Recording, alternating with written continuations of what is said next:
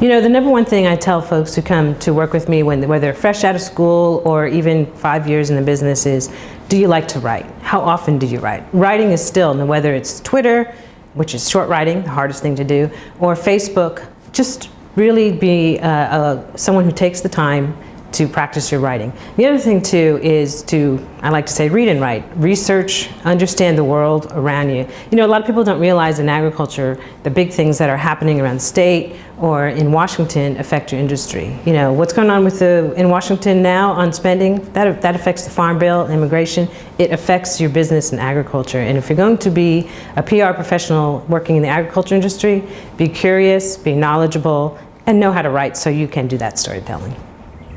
Oh, one word of advice is hard, especially for a communications professional, but if I had some advice for a young professional, I would say show up, follow up, and be on time.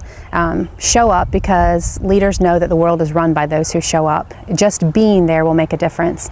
Follow up. It's a very busy world. Things are coming and going. If you send something to a client and they don't get back to you, it's your job to follow up with them because you can keep the project moving. And people are too busy, and so you need to do the follow-up. And then be on time. I can't stress this enough. If you're on time, you're going to set yourself apart. If you meet deadlines, you're going to set yourself apart. So show up, follow up, and be on time. The skills that someone who's about to graduate from an ag comm or ag journalism degree need, if they're going into PR, they've got to have the basic skill of writing. Yes, social media is going to be tremendously important. Being able to do the analytics on those sorts of things on social media and all of measuring of public relations is important. But you've got to have that basic ability to communicate. And quite often we see a lot of interns who aren't able to write and write well and know the difference between there, and there. And it's just critical that they know how to do that because it influences how they're perceived.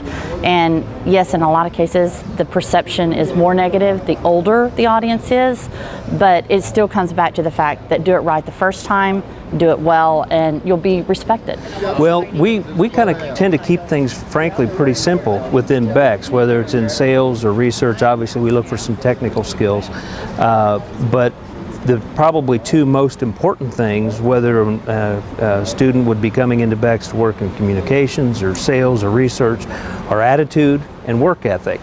And so we put a lot of value on people with positive attitudes and a can-do attitude, and want to make sure that they're, want to contribute to the good work that we're doing. And then work ethic just kind of speaks for itself. We want people that are self-starters, that are willing to tackle any task and job. One of the things that I like to stress with people who are in college, specifically looking at their career and what they should be doing to prepare for the career, is make sure that you're taking advantage of internships. It's never too early to start looking for them. I was really fortunate in college that I had 10 different internship experiences throughout college, so both in the summer as well as during the school year, and those weren't all necessarily in communications. I did public policy ones. I worked for the company that I work for now as a sales intern.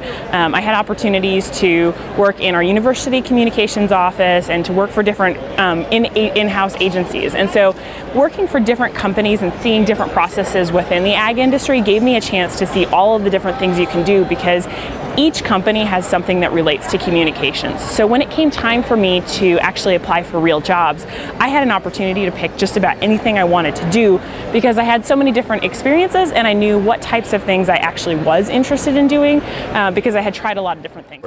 In my own experience, I worked for free for probably 3 years before I graduated school.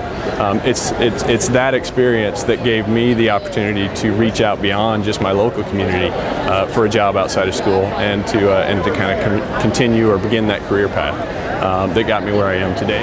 So with Charleston Orwig being a marketing communications firm, we do place a lot of emphasis on quality writing and good solid communication strategy. But one thing that we look for in students is if they've had marketing courses, because those marketing courses really come in handy for understanding the business objectives that are the clients that we serve and how to develop communications that support those marketing goals. Well, we have quite a range of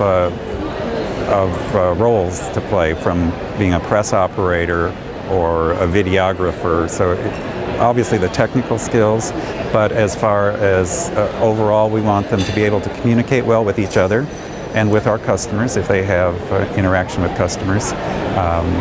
They also need to have a strong work ethic.